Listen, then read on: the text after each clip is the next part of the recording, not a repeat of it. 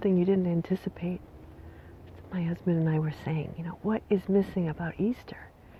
It's that we always used to host family, for many years, or go to my parents' house. And when you have people over and you're the hosts, people bring things. They bring dishes, they bring stories, they bring problems, they bring drama.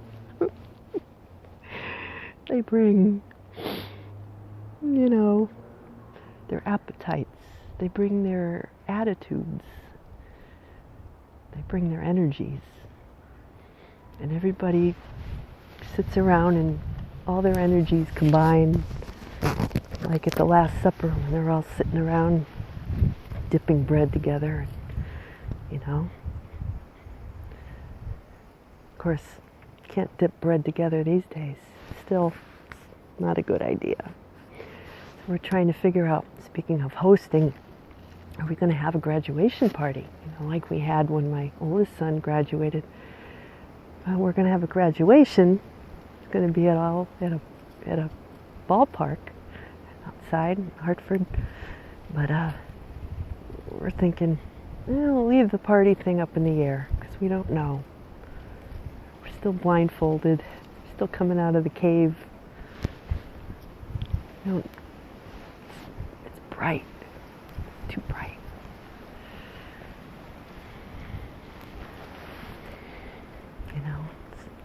It's just like that lady who came by when I was filming. She's like, "Are you okay?" Reminds me of that routine that John Panette, the comedian, we went to see him once. He had this comedy routine. He's from Boston. And he used to talk about going to Bed Bath & Beyond, the store, without his coupon. And he'd get up there, and his sisters would be running, trying to get him a coupon. The lady would say, at the checkout, "Don't you have a coupon? You don't have a coupon? Are you okay?" Because everybody's got their coupons, right? For Bed Bath & Beyond. It's a great store where you go and get your towels and your, sheets and things like that. They still have them. You can shop online now and go pick it up. But we love that routine that he did, where he's like, "Do you have your name in your jacket? Are you going to be okay walking home? Can you find your way home? You don't have a coupon." He must not be, he must not be okay if he's at Bed Bath & Beyond without a coupon. He says, "I don't need a coupon." He said, "See this money? I got money." He says, "Look at it. It says, 'In God we trust.' Don't you trust God?"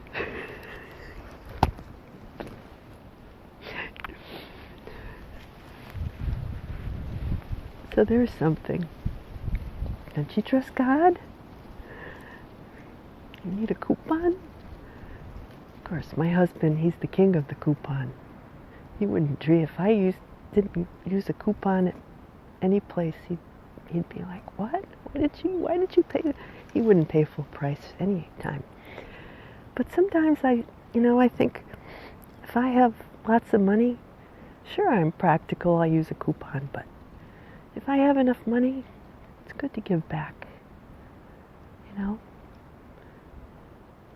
because it comes back to you anyway. At a certain point, it feels good to give, to pay full price for things. But the fact that I'm out here in the woods talking to myself, I guess it must look funny to normal people. Talked to my mother-in-law on the phone today to wish her happy Easter. I said, "No, I can't come. I gotta go do my video." She's like, "What? You gotta what?"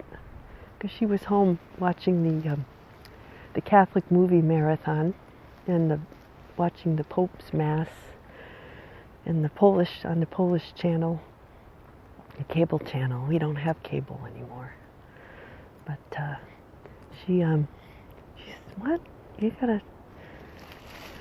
So I find myself in a situation, And I think about the apostles, like when they found out stuff, Jesus, they found out stuff about Jesus. There was some new energy. And some people wanted to keep doing things the same way, as before. And it just didn't seem right. But there weren't a whole lot of people they could tell about these new things that they found out, because people would put them in jail or think they were, maybe they didn't have their coupon or something. What? What's wrong with him? He doesn't have a coupon. What is he saying? That that he rose from the dead. What? What's going, So anyway, some days I kind of feel like it's my job to go and make these little videos. It's been a year, by the way, since I started doing this. April of 2020 was my first Zazoo Plazz video. And there are days when I think, why am I doing this? Is anybody, well, I know a couple of you, hi, are listening to me because I get your wonderful comments, and thank you. And please leave me comments. Anybody else who happens to be watching, I would love to hear from you. So that I know that maybe someone else is getting some kind of benefit from my being out here talking to myself in the woods. I'm okay. It's all right. I'm going to go home and have my lemon meringue pie, or maybe a slice of cherry. Gotta have lemon though. Lemon it's tradition. And maybe a couple of those little crunchy Cadbury, chocolate eggs, maybe a little cashews on the side, because you gotta have something salty if you have sweet. Maybe a cup of tea or something. But that's my reward. I kind of feel like this is my new church. The geese are quieting down for the night. I guess it's that time. I better get going. Hope she doesn't send out the search crews. And the pie might not be there if I wait too long, because the guys might eat it all. So I really have to get going now. But I'll see you next week. Have a joyful week. Many blessings to you. You have a wonderful week and glorious spring. And I will talk to you soon. Bye-bye.